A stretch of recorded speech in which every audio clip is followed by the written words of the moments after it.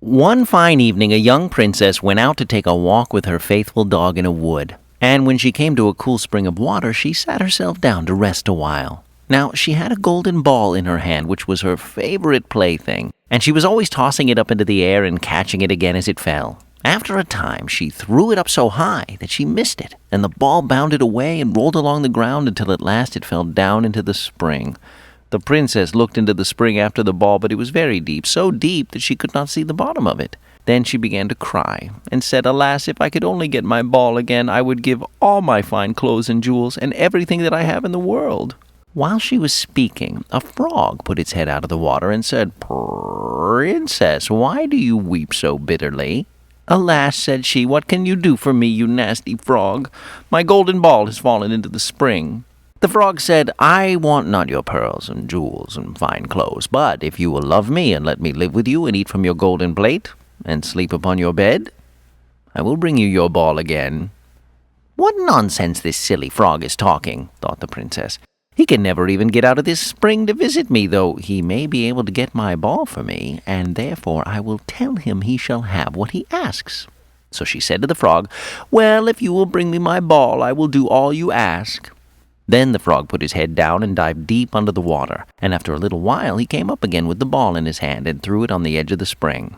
As soon as the young princess saw her ball, she ran to pick it up, and she was so overjoyed to have it in her hand again that she never thought of the frog, but ran home with it as fast as she could. The frog called after her, "Stay, princess, and take me with you as you said."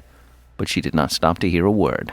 The next day, as the princess had sat down to dinner, she heard a strange noise, like a tap, tap, plash, plash, as if something were coming up the marble staircase, and soon afterwards there was a gentle knock at the door.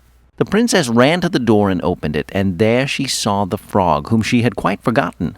At this sight she was sadly frightened, and shutting the door as fast as she could, came back to her seat. The king, her father, seeing that something had frightened her, asked her what was the matter. "There is a nasty frog at the door," she said, "that lifted my ball for me out of the spring yesterday. I told him that he should live with me here, thinking that he could never get out of the spring, but there he is at the door, and he wants to come in." Then the king said to the young princess, "As you have given your word, you must keep it, so go and let him in." She did so, and the frog hopped into the room, and then straight on, tap, tap, plash, plash, from the bottom of the room to the top, till he came up close to the table where the princess sat. "Pray lift me upon the chair," he said to the princess, "and let me sit next to you." As soon as she had done this, the frog said, "Put your plate nearer to me that I may eat of it." This she did, and when he had eaten as much as he could, he said, "Now I am tired. Carry me upstairs and put me into your bed." And the princess, though very unwilling, took him in her hand and put him upon the pillow of her own bed, where he slept all night long. As soon as it was light, he jumped up, hopped downstairs, and went out of the house. "Now then," thought the princess, "at last he is gone, and I shall be troubled with him no more." But she was mistaken, for when night came again, she heard the same tapping at the door, and the frog came once more, and when the princess opened the door, the frog came in and slept upon her pillow as before till the morning broke. And then the third night he did the same. But when the princess awoke in the morning, she was astonished to see, instead of the frog, a handsome prince, gazing on her with the most beautiful eyes she had ever seen, and standing at the head of her bed.